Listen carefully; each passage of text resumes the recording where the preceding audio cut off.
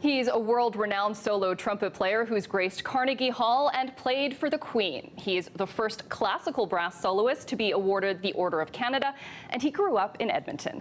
Jens Lindemann captured our hearts a couple of years ago when he played the Canadian anthem for hundreds of stranded motorists on an icy stretch of the Trans-Canada Highway in southwest Alberta.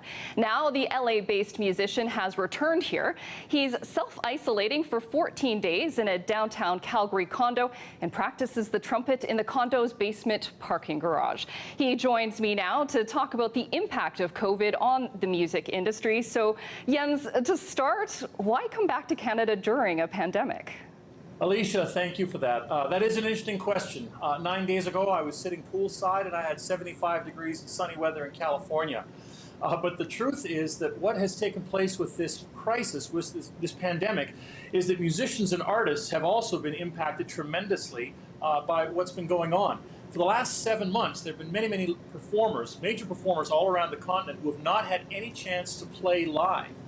My feeling about coming up here is to really spread the message that music is in fact an essential service, something that needs to be performed for people in a safe context. So the idea of coming back up to Canada and self-isolating for 14 days was done out of principle, so that when I come out of here, we're going to do a socially distanced concert with a 13-piece big band at a fantastic club in Calgary. And we're going to do this to basically show that we're all in this together and we're here to help each other out. So let's talk a little bit more about some of the challenges local musicians are facing right now during COVID. Well, it's disastrous everywhere. There are no performances that are taking place for all the obvious reasons, and I can appreciate that and do.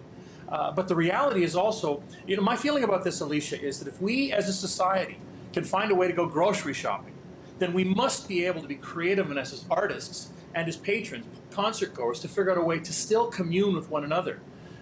Music is something that is not only, it's not just a privilege or a distraction from our daily lives. It is actually something that we really truly need. I don't know anybody that's ever gone to a concert thinking, I'm going to feel a lot worse coming out of this concert than I did when I went in. So this is a tenet of being human and supporting each other as a culture. So we have to be creative in terms of how we're able to perform for each other and give audiences that, because they need it as well. Absolutely. And we do know from a music industry report done in about 2017 that musicians account for over 21,000 jobs here in Alberta and about $2 billion of the provincial GDP. So with COVID in the equation, I'm curious about your thoughts on the future of this industry and its ability to recover. There's no question that what's going to have to take place next is creativity.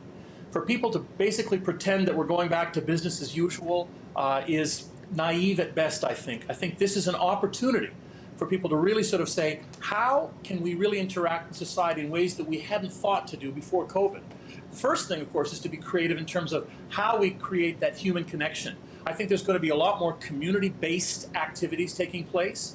I think the culture or the cult of spectacle is over for a little while. These superstar shows where we really have no personal interaction with the artist because they're in the Saddle Dome or in the TD Center downtown or something like that. But rather that we understand that the relationship that takes place between artists and patronage is a symbiotic one. We exist to give something to patrons, and they exist to receive that. And that relationship has to be consummate in terms of how we present anything moving forward. You bring up some fantastic points, Jens. Thank you so much for taking the time to speak with us, and I wish you the best during the rest of your time in quarantine. Thank you, Alicia. It's a pleasure to talk to you, and it's a real pleasure to be back in Canada. Fantastic. Well, we've been speaking with Jens Lindemann, solo trumpet player. As he mentioned, he'll be playing with his band a physically distanced concert at Calgary's Ironwood Stage and Grill on November 7th. The venue can seat 40 following COVID health guidelines, and it will also stream online.